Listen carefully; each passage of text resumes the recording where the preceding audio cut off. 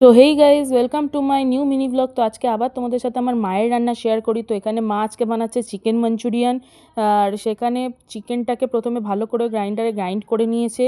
তার মধ্যে নুন, হলুদ, তারপরে লঙ্কার গুঁড়ো, একটা ডিম মিশিয়ে নিল, এখানে অ্যারারুট মেশালো, গোলমরিচ গুঁড়ো মেশালো, তারপরে আদা রসুন পেস্ট মিশিয়েছিল, আর স্বাদ মতন সব কিছুই। তারপরে এখানে সাদা তেলও দিয়ে দিচ্ছে।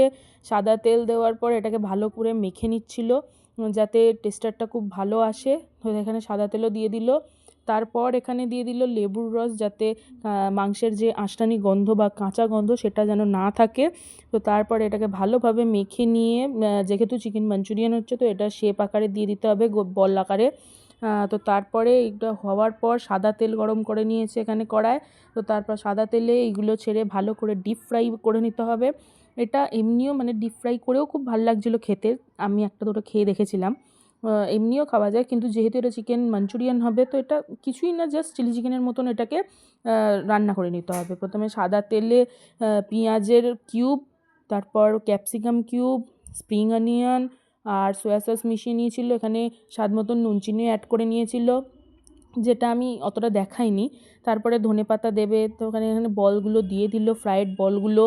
এগুলো দেওয়ার পর ভালো করে একটু নাড়াচাড়া করার পর এখানে মা দিয়ে দিচ্ছে আবার একটু স্প্রিং অনিয়ন, ধনেপাতা। এগুলো দেওয়ার পরও নাড়াচাড়া করে নিল। নাড়াচাড়া করার পর মা এখানে জল মিশিয়ে নিয়েছিল। হ্যাঁ, কেচাপও অ্যাড করতে হবে, যে soya sauce, chilli sauce, tomato sauce, নানা রকম সস অ্যাড করতে হবে। তো তারপর জল দেওয়ার পর এখানে অ্যারারুট গোলা জল দিয়ে এটা ভালো করে সার্ভ করে নিল। নেক্সট মিনি ব্লগে বাই।